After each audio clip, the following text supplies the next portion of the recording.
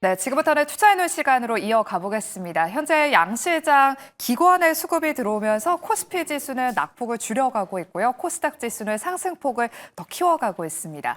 이슈별로 종목별로 남은 오장 어떤 투자 전략이 필요한지 두 분 통해서 인사이트 얻어보도록 할게요.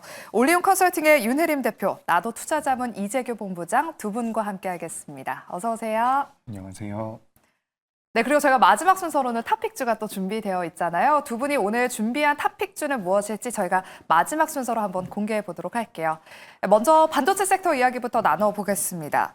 어제 오후 TSMC가 호실적을 기록하면서 AR 수요가 꺾이지 않았음을 증명해냈습니다. 그리고 오늘 오전에 나온 10일까지의 수출 데이터도 잘 나왔는데요. 그럼에도 불구하고 어제 미국 증시가 그저께 상승분을 좀 되돌리는 흐름이 나타나서 그런지 오늘 삼성전자와 SK하이닉스는 한 1%대 하락세를 보이고 있습니다. 윤혜림 대표님, 현재 외국인 투자자들이 지금 삼성전자와 SK하이닉스를 좀 집중적으로 좀 매도하고 있는 것 같아요. 지금 매수 기회로 삼아봐도 괜찮을 것인지 반도체 대장주들 전망 말씀해 주실까요? 일단 오늘 종가가 여러모로 중요하겠다라고 생각을 하고 있었는데 지금까지는 조금 양호한 흐름으로 흘러가는 것 같습니다. 전일 미장과 대비했을 땐 이 정도면 양호하다라고 생각을 하고 있고요. 그래서 지금 예를 들어서 어제처럼 갑자기 증시가 좋을 때에는 우리가 기존의 주도주들이 좀 상승을 하는 추세이고 반면에 이제 미국장처럼 이렇게 증시가 안 좋을 때에는 우리가 지금 정치 테마주 혹은 이런 정책주로 수급이 쏠리는 조금 핑퐁 장세입니다. 그래서 트레이딩을 잘 하시는 분들은 이 부분에 따라서 좀 섹터를 따라가다 보면 수익을 얻을 수도 있겠지만 사실 지금 굉장히 엇박이 나기 쉬운 장세이기 때문에 우리가 좋은 종목들도 많고 워낙 지금 저평가인 종목들도 많지만 지금 상황이 전반적으로 상승을 하기가 어렵습니다. 그래서 반도체 같은 경우에도 지금 삼성전자가 실적이 잘 나오고 이런 수출 데이터가 조금 준수하다고 해도 이렇게 외국인의 매도세가 이어지기 때문에 우리가 쉽게 좀 상승하지 않는 모습을 보이고 있는데요. 그럼에도 불구하고 조금 장단점이 있다라고 봤을 땐 이제 코스피 지수와 연동되는 삼성전자가 그래도 이제 121선의 조금 위아래로 좀 이렇게 하방을 지지를 하고 있는 모습이 긍정적이라고 볼 수 있어서 지금은 워낙 좋은 재료들이 나와도 일단은 외국인 자체가 계속 매도를 하는 측면이기 때문에 내가 만약에 반도체를 모아간다라고 생각을 하신다면 삼성전자, SK하이닉스 같은 대형주 단에서 조금 많이 하락하는 날 위주로 분할 매수하시는 것을 추천드립니다. 네, 좀 다소 반도체 대장주 하락세가 좀 짙은 날 분할로 들어가 보는 전략 유효하다라고 말씀해 주셨습니다. 그래도 오늘 SK하이닉스가 18만 원 선을 잘 지켜주고 있기 때문에 종가가 어떻게 끝나는지 이 부분까지 잘 체크해 보시길 바랄게요. 그리고 삼성전자와 SK하이닉스와 함께 최근 부진의 늪을 걸었던 한미 반도체가 오랜만에 또 좋은 소식이 나왔습니다. 오늘 기업가치 재고 공시를 내놓으면서 미국 법인 설립을 이야기했고요. 또 자사주 매입 계획을 발표하면서 장중에 7만 원 선 회복을 시도했습니다. 현재는 다소 아쉽게 약간의 윗꼬리가 달리면서 한 3%대 상승세를 보이고 있고요. 한 6만 8천 원대에서 움직이고 있습니다. 이재규 본부장님. 네. 최근에 한미 반도체가 5만 8천 원대까지 찍으면서 많은 분들이 정말 고민이 많으셨을 것 같아요. 걱정을 많이 하셨을 것 같은데 이제 찐바닥 나왔다고 봐도 되는 건가요? 네, 일단 주가가 굉장히 많이 빠진 것은 맞다라고 보고 있는데 우리가 이제 찐바닥인지 여부는 시장의 상황에 따라서 좀 더 방향성이 조금 더 하방이 열려 있을 수도 있다라고는 생각을 하고 있습니다. 그러니까 우리가 지금 우리 시장에다가 많은 영향을 미치고 있는 것들이 어쨌든 트럼프의 관세와 관련되어 있는 부분이거든요. 우리가 방금 전에 TSMC에 관련되어 있는 이야기도 좀 나눠봤고요. 그래서 전반적으로 반도체가 좀 괜찮아질 것이다라는 이야기가 나오고 있지만 일단 미국의 관세와 관련되어 있는 부분들로 인해서 시장의 흐름 자체가 하방으로 좀 움직인다라고 한다면 다시 한번 되밀림은 나올 수 있지 않을까 이렇게 좀 생각을 하고 있습니다. 다만 저도 여기서 이제 하방 경직이 나왔으면 좋겠다라는 생각은 하고 있어요. 당연히 그런 생각은 하고 있고 이번에 나온 내용을 보니까 북미 쪽에다가 거점을 만들겠다라는 내용도 있고요. 2025년도에 매출을 1조, 2026년도 같은 경우는 2조, 그리고 신제품을 출시하겠다라는 내용들이 나오면서 전반적으로 이제 청사진을 굉장히 강하게 제시를 한 것 같은데 그런 부분들을 우리가 고려해 본다라고 하더라도 지금 관세에 대한 영향력이 좀 더 크지 않나라고 생각을 하고 있습니다. 그래서 일단 관세에 관련되어 있는 부분들이 시장에서 일단락이 된다라고 한다면 그때부터는 좀 더 기업의 가치에 우리가 포커스를 맞출 수가 있다라고 보고 있기 때문에 그때부터 반등이 본격적으로 나올 수 있지 않을까 이렇게 좀 말씀드리고 싶고요. 어쨌든 뭐 비과세 배당이라든지 이런 부분들은 주주에게 굉장히 도움이 될 수 있는 부분들이기 때문에 기업 자체에서 노력을 하고 있다라는 것은 저도 긍정적인 점수를 주고 싶습니다.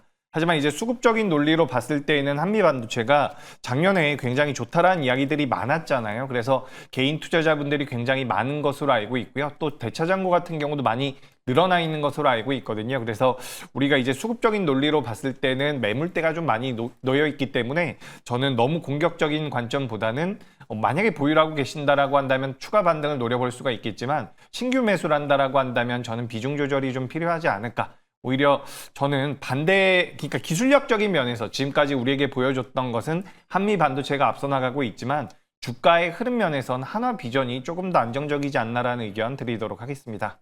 네, 자체적으로 기업 가치를 제고하기 위해서 이런 노력을 벌이는데 지금 점수를 주고 싶다라고 말씀하셨습니다. 다만 일단 찐바닥, 완전한 바닥이 나왔다라는 것은 단언하기 어렵기 때문에 앞으로의 흐름을 지켜보자라고 말씀해 주셨고요. 한화 비전이 상대적으로는 조금 더 안전해 보인다라고 말씀을 해 주셨습니다. 이렇게 반도체 섹터에 대한 이야기는 여기까지 나눠보겠고요. 이어서 두 번째로는 저희가 조선과 방산 섹터 짚어보겠습니다.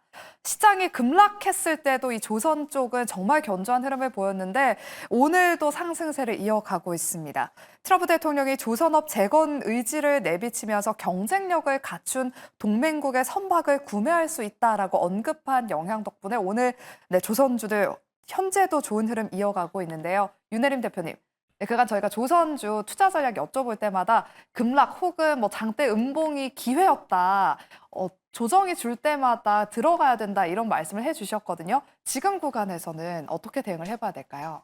일단 우리가 대장주인 이제 HD 한국조선해양을 놓고 우리가 설명을 해보자면 지금 이제 최고가 25만 3,500원에서 조정이 조금 길었었죠. 그리고 이제 최근에 다시 좀 복귀하는 흐름을 보였었는데 제가 오늘자 미국 뉴스 어떤 한 신문지를 보니까 미국이 조선업 강국이 될 가능성이 제로다. 뭐 낙관적으로 봤을 때도 한 5년에서 10년간 이런 설비 증설 및 운영을 하는데 시간이 아마 더 오래 걸릴 거기 때문에 조선업 자체는 당연히 이제 타국에 의존을 할 수밖에 없다라는 이야기가 나왔습니다. 그래서 조선이 어느 정도 조정을 겪을 만큼 겪었고 지금 낙폭 과대가 나왔을 때 다시 한번 되돌림의 흐름이 굉장히 빠른 것을 봤을 때 여전히 긍정적이다라고 보고 있어서 뭐 조선 업황 자체는 뭐 올해 실적이 증명해 줄 거고 계속 트럼프 스웨즈로 거듭나기 때문에 뭐 다시 조금 이렇게 시세가 올라왔을 때 우리가 매수를 하고 싶겠지만 지금 시장 자체가 굉장히 변동성이 크죠. 그래서 계속해서 말씀드렸던 것처럼 조선업은 대장주 내에서 음봉이 나왔을 때, 조정이 나왔을 때 모아가시는 관점 유효하다고 말씀드리고 싶습니다.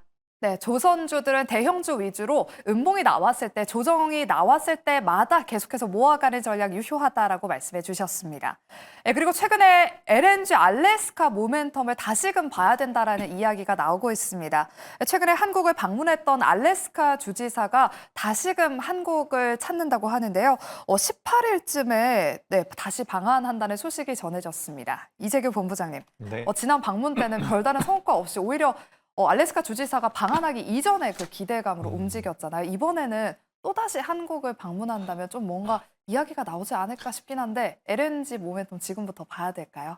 네, 저는 봐야 된다라고 생각을 하고 있습니다. 우리가 이제 알래스카 이 주지사가 방한한다라는 부분들이 굉장히 좀 테마적으로 느껴질 수도 있다라고 말씀을 드리고 싶은데 실제로 이제 LNG 쪽에 대해서 미국 정부에서 계속해서 정책적인 드라이브를 걸고 있기 때문에 그에 따른 수혜를 받을 가능성이 굉장히 높다라고 생각을 하고 있습니다. 그러니까 알래스카라는 그 단어 자체가 가지고 있는 의미가 있고요. 그를 통해 가지고 뭐 64조 정도 규모라고 이야기가 되고 있더라고요.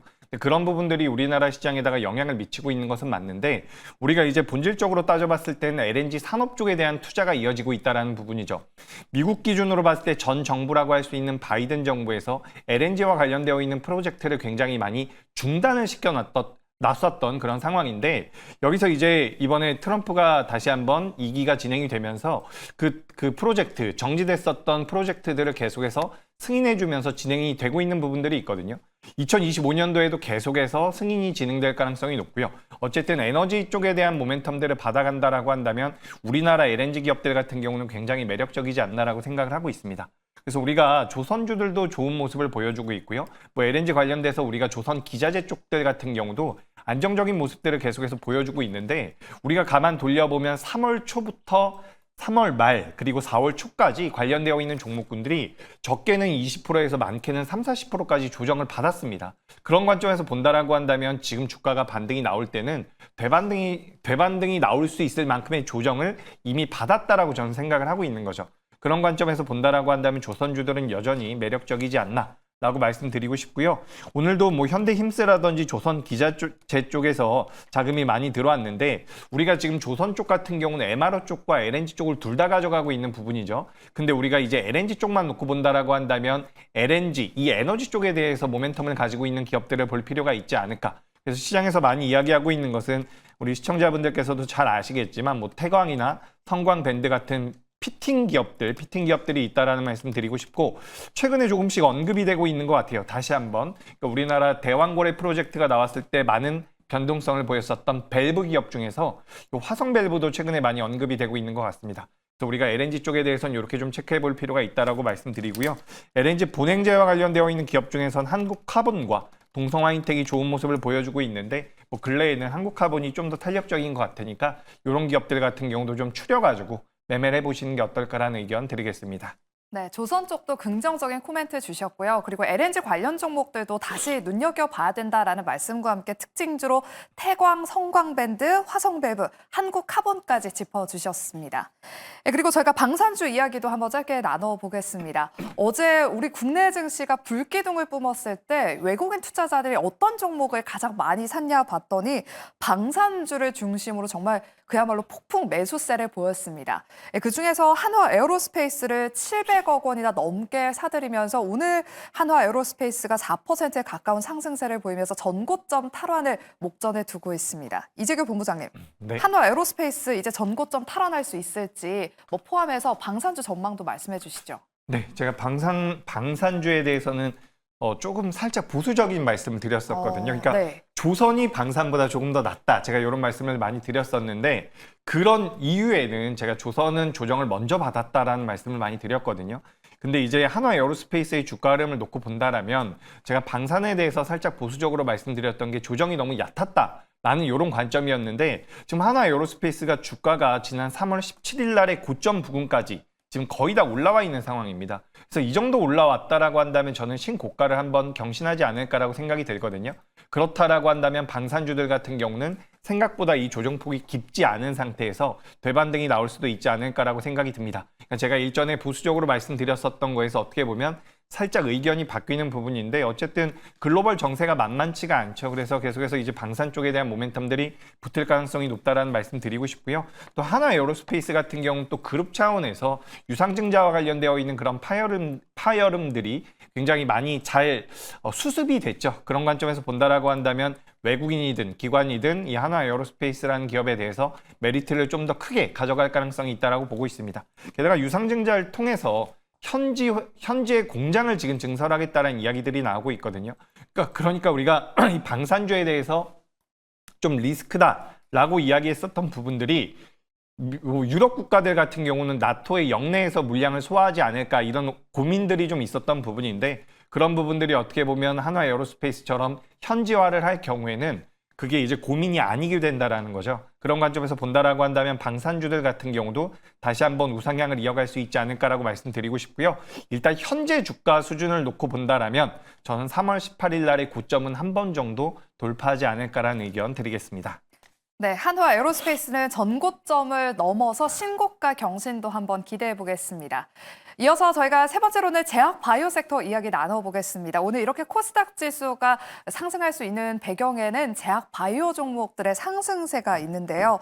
그중에서 오늘의 주인공 바로 펩트론 한번 살펴보겠습니다. 아까 한 1시경쯤에 펩트론이 잠깐 상한가를 한번 터치하기도 했습니다. 현재도 26% 넘는 급등세를 보이면서 16만 원 선에서 움직이고 있는데요. ALCR 참여를 앞두고 기대감이 모아지면서 이런 급등세가 펼쳐지고 있습니다. 윤혜림 대표님, 펩트론 상방 어디까지 열어봐야 되는 것인지 지금 제2의 알테오젠 이러면서 뭐 시총 20조 원 넘는다 이런 이야기까지 있습니다. 어떻게 보실까요? 네, 오늘 굉장히 폭발적인 상승이 나왔기 때문에 여기서 뭐 제가 더 간다, 조정이 온다 이런 말씀은 못 드릴 것 같고요. 일단 지금 라이센스 아웃에 대한 기대감인지 아니면 조금 단순 기대감이 아닌 또 다른 무언가가 있는지 좀 우리가 주가의 상방을 좀 파악하기가 어려운 시점인데 일단 지금 뭐 일라이릴리나 노보노디스크 같은 경우는 지금 주가가 반대로 가고 있는 측면에 우리나라 비만 치료제 대표 주자로서 굉장히 지금 주가 상승이 좋게 나오고 있죠. 그래서 이 비만 치료제 관련주들 자체가 뭐 4월에서 5월 사이에는 뭐 D&D 파마텍의 경구용 비만 치료제 관련 이야기도 있고 또 6월에 이런 메쉬 치료제의 발표에 대한 기대감이 있기 때문에 조금 시간이 지날수록 더욱더 이 부분들이 주가에 반영되지 않을까 조금은 더 긍정적으로 생각하고 있습니다. 다만 지금 이제 대장주인 펩토론 같은 경우는 지금 굉장한 고점이기 때문에 여기서 만약에 내가 조금 더 손을 대보고 싶다라고 하시면 우리가 소액 비중으로 한번 접근해 보시는 것도 좋을 것 같고 일단 비만 치료제 자체에 지금 훈풍이 들어와서 오늘 다른 관련주들도 오랜만에 바닥에서 조금 거래가 나오는 긍정적인 모습들이 보여지고 있기 때문에 펩토론에서 기회를 놓치신 분들은 차라리 뭐 인벤티지랩이나 아니면 D&D 파마텍을 보시는 게 어떨까 싶습니다. 네, 후속주로는 D&D 파마텍 말씀을 해주셨습니다. 그러면 우리 이재규 본부장님한테도 한번 여쭤보도록 할게요. 지금 최근 시장을 보면 제2의 뭐 알테오젠, 제2의 뭐 ABL 바이오 같은 종목들 좀 찾고 있는 것 같아요. 기술 이전을 기대할 수 있을 만한 그런 바이오 종목을 꼽는다면 어떤 종목들이 있을지, 특히나 AACR에 정말 네. 많은 국내 기업들이 참여를 하더라고요. 후속 대장주 누굴 점찍고 계세요? 네, 대장주가 될지 여부는 좀 봐야 될 것 같고요. 네. 우리가 지금 이 기술주들이죠. 우리가 라이센싱 아웃을 한다라고 표현을 하고 있는 기업들 같은 경우는 어쨌든 바이오 플랫폼 기업이다라고 생각을 하실 필요가 있거든요. 알테오젠도 마찬가지고 뭐 펩트론도 마찬가지라고 볼 수가 있는데 물론 세부적인 부분들은 좀 다를 수가 있습니다. 근데 이 기술 수출과 관련되어 있는 기업들이 왜 메리트가 있냐면 지금 이제 미국에서 의약품에 대해서도 관세를 부과하겠다라는 이야기들이 나오고 있는데 관세를 매기기가 좀 애매해진다라는 부분들이 있죠. 그런 관점에서 본다라고 한다면 기술 수출을 앞두고 있는 기업들이 그 기업들의 메리트가 부각될 가능성이 굉장히 높다라고 보고 있습니다. 지금 제가 잠깐 옆을 봤는데 화면에 지금 나와 있죠. AACR 2025년도에 창발 기업들이 나와 있는데 이 기업들 중에서 작년에 많이 언급이 됐었던 기업이 하나 있습니다. 우리가 작년에 기술 라이센싱 아웃을 할 수 있는 바이오 테크 기업이라고 이야기를 하면서 알테오젠과 ABL 바이오와 리가켄 바이오를 이야기를 많이 했었거든요. 근데 리가켄 바이오가 최근 들어서 굉장히 부진한 모습을 보였는데 오늘 같은 경우는 리가켄 바이오 같은 경우도 굉장히 탄력적인 모습을 보여주고 있습니다. 결국엔 이 기술 수출 쪽에 대한 모멘텀들, 이중항체와 관련돼서 굉장히 뛰어난 기술력을 가지고 있는 기업인데 이 회사가 이 AACR에 참여할 때마다 빅파마들과 기술 수출에 대해서 논의를 했다라는 내용들이 계속해서 나오고 있거든요. 그런 관점에서 본다라고 한다면 저는 작년에 굉장히 많이 부각됐었던 알테오젠과 ABL 바이오는 시세가 많이 나왔으니 우리가 이제는 리가켄 바이오도 좀 체크해 볼 필요가 있지 않을까. 저는 이렇게 좀 말씀을 드리고 싶습니다. 제가 그래서 작년에 많이 부각됐었던 기업들보다는 새로운 기업들을 좀 봐보시는 게 어떻겠습니까? 뭐 올릭스라든지 퓨처캠 같은 경우도 굉장히 좋은 모습을 보이고 있지만 지금 이 기술 수출 쪽에 대한 모멘텀들을 AACR 쪽에서 찾아간다라고 한다면 저는 그래도 리가켄 바이오가 가장 상승 여력이 많이 남아있지 않나라고 생각이 되고 있습니다. 지금 AACR에서 신물질을 공개할 것이다라는 이야기가 나오고 있는데 뭐 화면에 나오는 것처럼 이중항체와 관련돼서 우리나라뿐만 아니라 전 세계적으로도 가장 앞서 나가는 기업 중에 하나니까 이런 부분들을 모멘텀으로 좀 체크를 해보시면 어떨까라는 의견 드리겠습니다. 네, 이중항체 모멘텀에 한번 주목해 보면서 상방이 좀 많이 열려 있을 만한 후속주로 리가켄 바이오를 말씀해 주셨습니다. 네, 그리고 오늘 보면 의료 AR 종목들도 강한 시세가 나고 있습니다.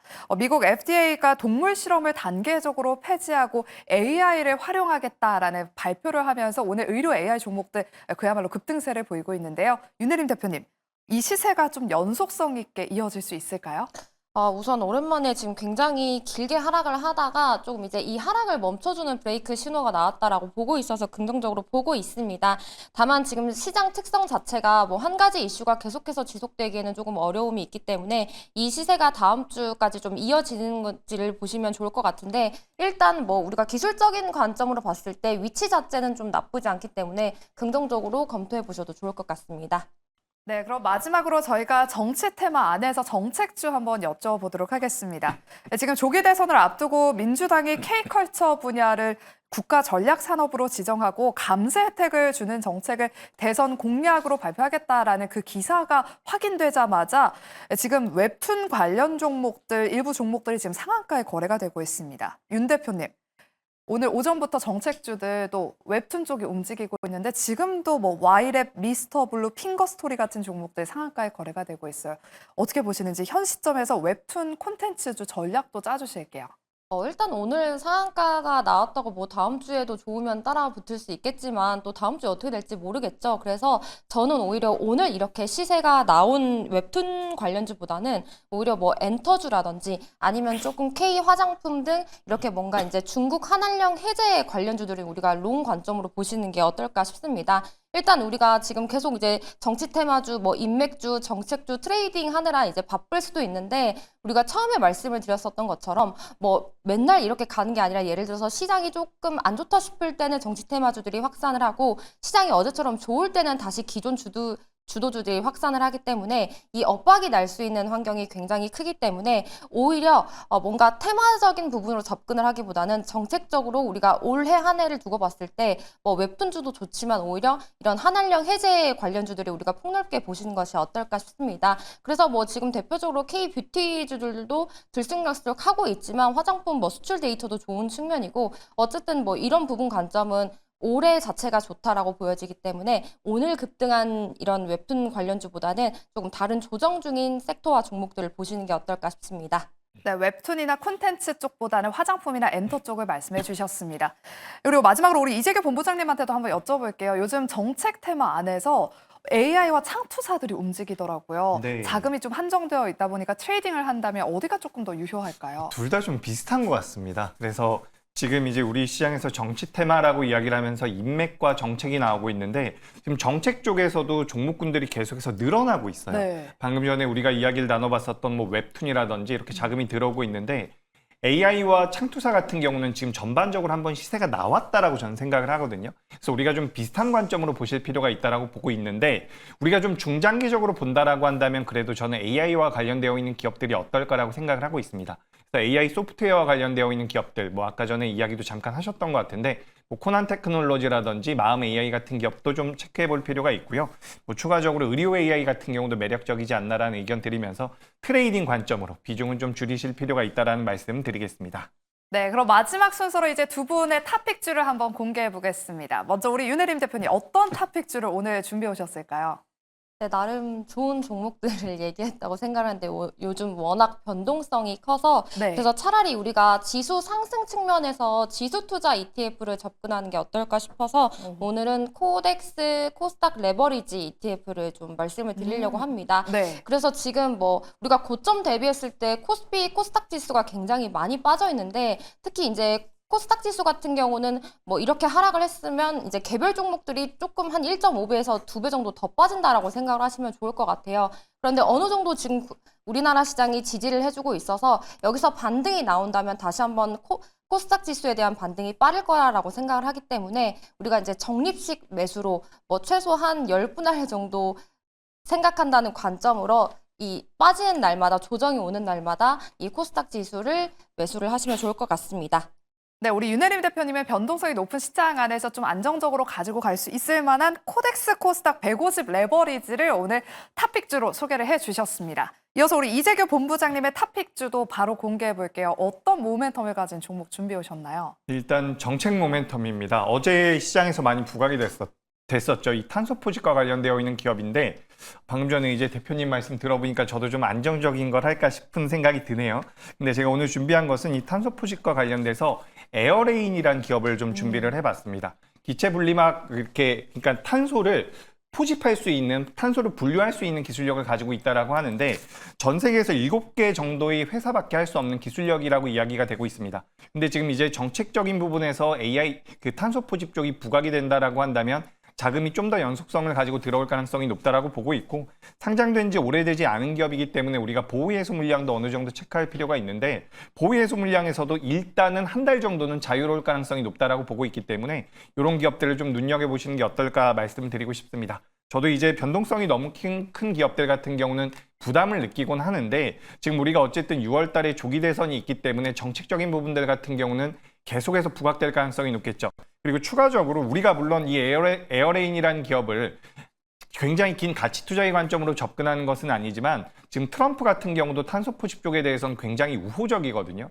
그렇기 때문에 탄소 포집 쪽에 대해서는 관심이 필요하다라는 말씀, 우리가 좀 큰 기업을 본다라고 한다면 사실 유니드라고 하는 기업이 있는데 변동성을 좀 노려본다라고 한다면 에어레인을 살펴보시는 게 어떨까 이렇게 의견 드리면서 현재가 이하에서 공략 가능하고요. 목표가는 27,000원, 손절가는 19,000원 의견 드리겠습니다.